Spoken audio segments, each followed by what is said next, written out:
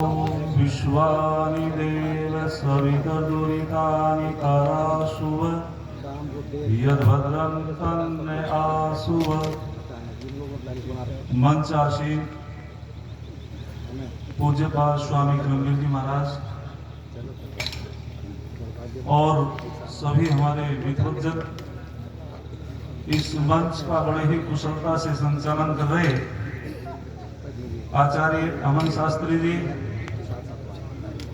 वंदनीय मातृशक्ति,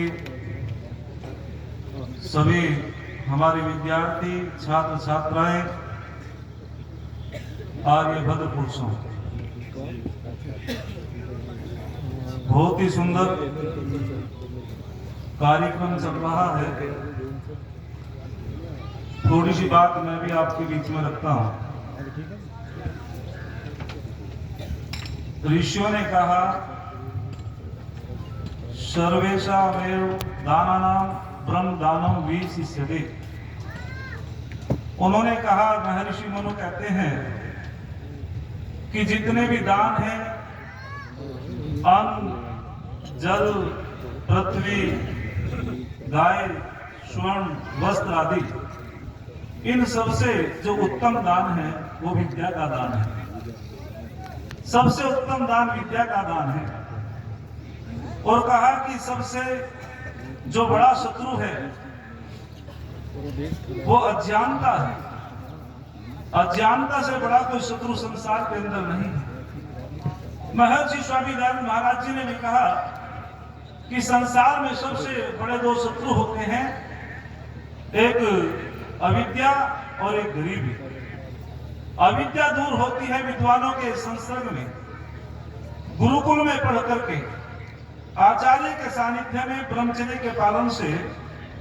और गरीबी दूर होती है पुरुषार्थ करने से, मेहनत करने से।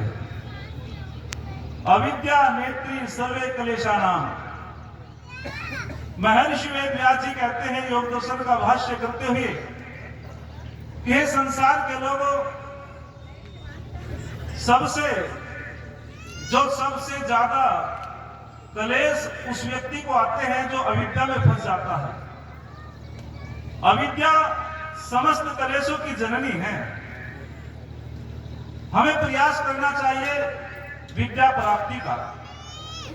कहते हैं कि गुरुकुल के आचार्य ने ब्रह्मचारी से पूछा, किम पुण्यम, कि मैं पूछना चाहता हूं कि संसार के अंदर पुण्य कर्म क्या है।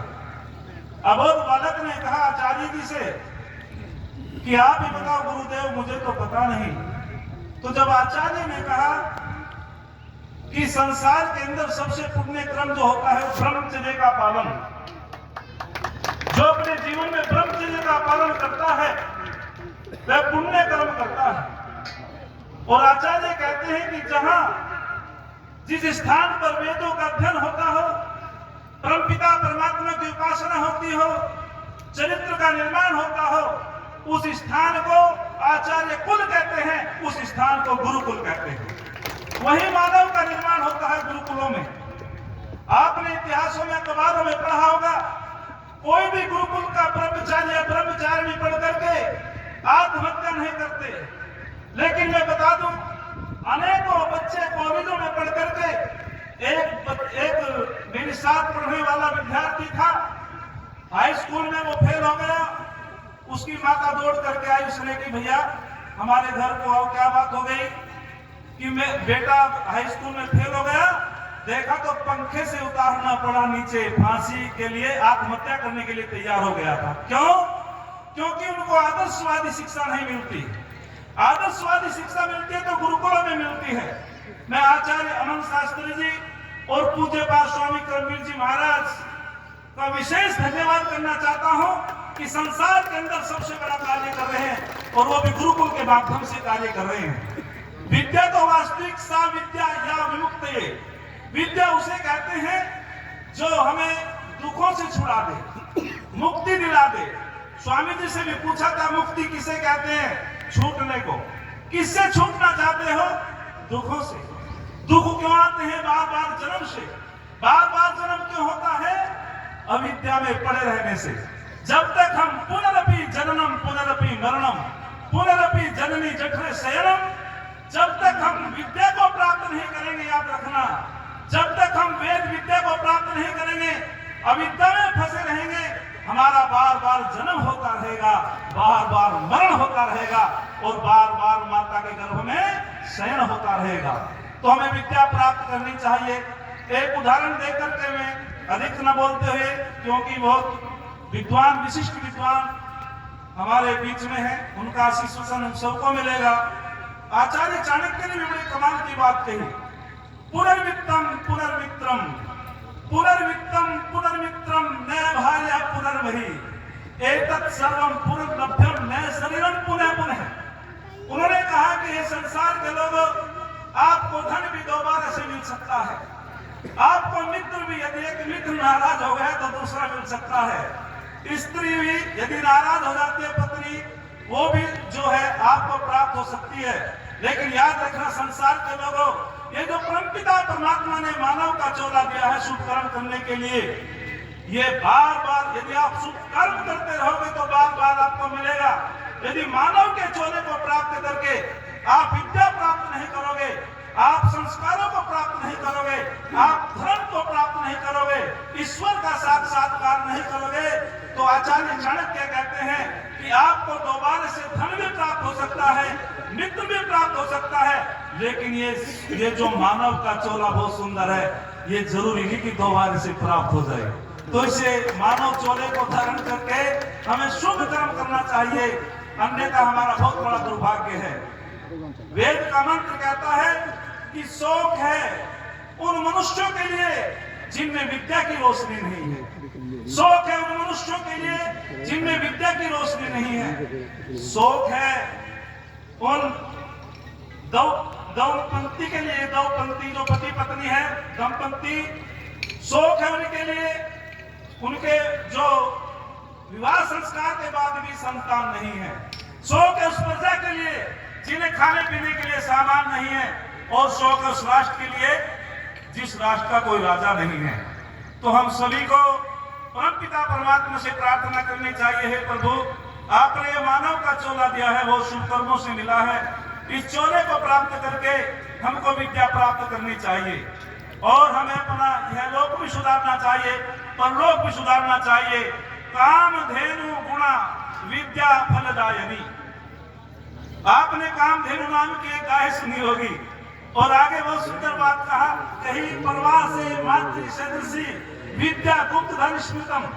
कहते हैं कि कोई कामधेनु नाम की गाय होती है जो समस्त इच्छाओं को पूर्ण करा देती है, कामनाओं को पूर्ण करा देती है। लेकिन हमारे विद्वान लोग कहते हैं कि ऐसी गाय संसार में कोई नहीं हो सकती भाई, जो सबकी समस्त इच्छाओं को पूर्ण करा दे। तो आचार्य चाणक्य कहते हैं, यदि कामधेनु नाम की कोई वस्तु है जो समस्त कामनाओं को पूर्ण करा देती हो, इच्छाओं को पूर्ण करा देती हो, तो उसका नाम विद्या होता है। जो विद्या को प्राप्त कर लेता है उसकी समस्त इच्छाएं पूर्ण हो जाती है, कामनाएं पूर्ण हो जाती है। कामधेनु विद्या गुणा तो है काले फलदायिनी, अर्थात वो समस्त फल प्राप्त कराने वाली होती है। और आगे बहुत सुंदर बात कही कि वो माता की तरह रक्षा करती है, जब विदेश में चले जाते हैं माँ की तरह रक्षा करती है। और ये ऐसा धन है विद्या धन, इसको राजा छीन नहीं सकता, भाई बंटवारा नहीं कर सकता, चोर चुरा नहीं सकता। विद्या धनम सर्वप्रधानम, विद्या धन तो सब धनों में सर्वप्रधान है। बस एक क्षण कहकर के अपनी वाणी को विराम देता हूँ। बहुत सुंदर लिखा किसी ने, परमपिता परमात्मा ने मानव का चोला दिया, बहुत अच्छी बुद्धि दी इस मनुष्य को, लेकिन आज का मानव हताश उदास निराश है, और जो भी पशु पक्षी आदि हैं वे सब अपने कर्तव्यों का पालन करते हैं, लेकिन ये मानव अपने कर्तव्यों से विमुख हो चुका है, भटक चुका है।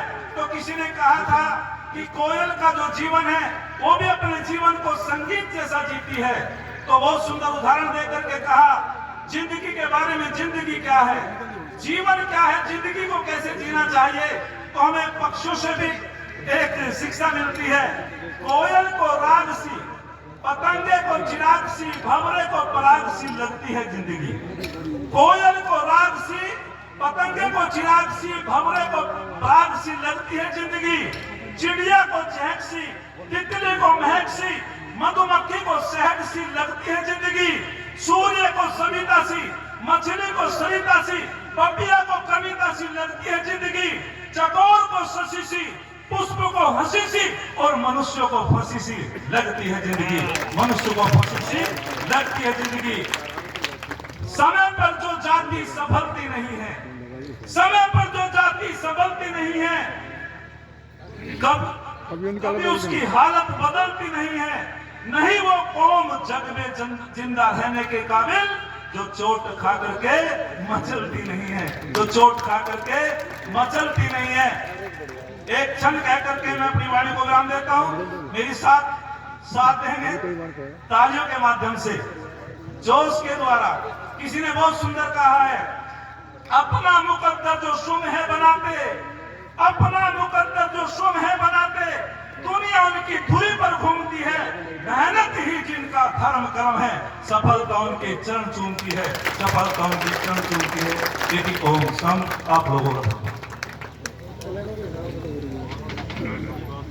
धन्यवाद श्री गोपाल शास्त्री जी का। आज के हमारे मुख्य अतिथि 15-20 मिनट में पहुंच रहे हैं श्री नागर जी, और अभी